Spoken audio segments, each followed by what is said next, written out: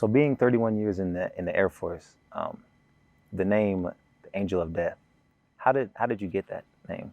Yes, Najee. So I was a part of Air Force Special Operations Command in 2001, flying the AC-130H gunship when the towers were hit. And shortly after, we deployed to Afghanistan. And it was actually on our first combat mission. So we arrived in Uzbekistan, which is a country to the north of Afghanistan.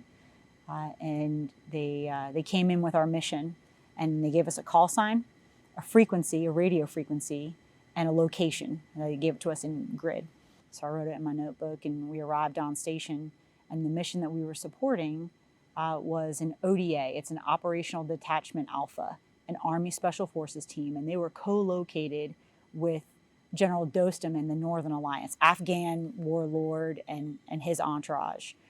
They were positioned off to the west of a city, and they had asked us to look for any enemy personnel. And at that time, in 2001 in Afghanistan, nobody was moving around. The lights were out, people were in their homes, so anybody that was out was likely up to no good. So we did our scan around their location, but then in towards the city. And on one particular part of the mission, we saw a vehicle approaching our friendly location. And my job on the AC-130 is to relay everything that we're seeing through our sensors.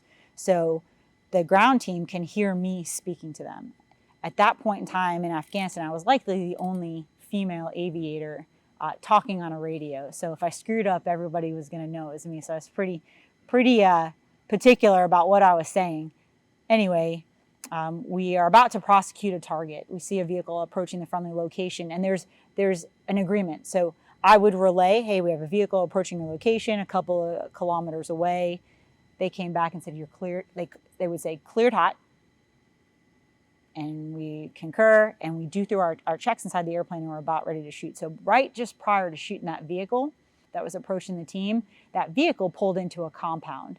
And at that compound was multiple vehicles and 20 or 30 adult males. They were armed.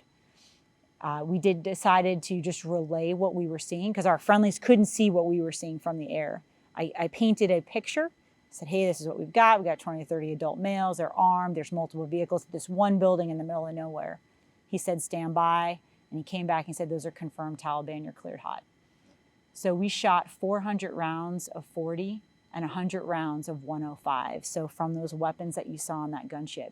And during that engagement, I was relaying to the team what we were seeing. So we shot a vehicle right in front of the entrance of that building. And I talked about 20 or 30 adult males. Hundreds of them poured out that night.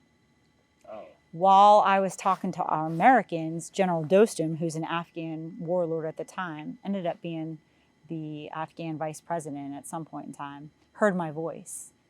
And he looked at our American special forces and said, is that a woman? And they were like, oh, as a matter of fact, it is. He's like, oh, America is so determined. They bring their women to kill Taliban. Like, he couldn't believe it. Because women's roles in Afghanistan were very limited. So he got on his walkie-talkie and called the personnel that we were shooting at the time and said, you are so pathetic. American women are killing you. Surrender now, in his own language. And during that same engagement, because we were looking to eliminate as many targets as we could, we have a laser pointer on the airplane. Imagine a laser pointer in a classroom. This is a laser pointer from the sky that's super high powered. We were using that to sort and track the enemy. In general, same warlord under night vision goggles given by the ODA team said, saw the laser, and he looks at the team. He's like, is that a death ray? And the Americans are like, yeah, as a matter of fact, it is. So he gets back on his walkie-talkie and he keys the mic and he lets the enemy hear my voice. So an American woman raining hate on him. And he proceeds to say, American women are killing you. You better surrender. It's the angel of death. He believed that laser was really just a pointer, but he believed it was a death ray. And that if we pointed on something, it would blow up. Because what he was seeing was the 105 millimeter ammunition, the 40 millimeter just coming out of the aircraft. Because once we were cleared hot, we were there to just eliminate the enemy.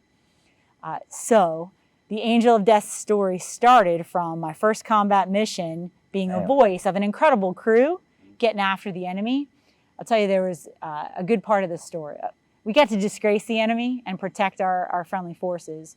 A couple weeks later, that General Dostum, the warlord, went to a burqa unveiling ceremony for Afghan women, and he told them about American women on the battlefield, specifically me, and said America allows their women to do so many things, and if you continue to fight against the Taliban, you one day will have those same freedoms.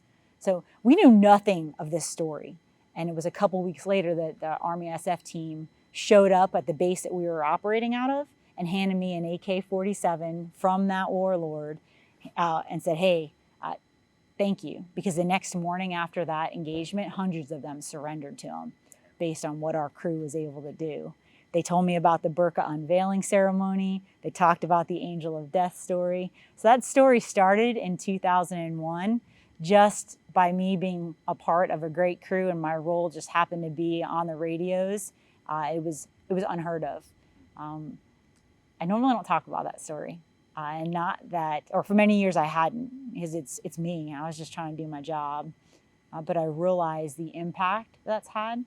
I've had Afghan women who are now in the United States had heard that tale, and when we crossed paths had shared the inspiration. Little did I think, little old me and that little piece of just doing the mission would make that kind of an impact. So I have embraced the story because it's a story of goodness versus just the specific mission that we were on. It's a great story. That's crazy. That's crazy.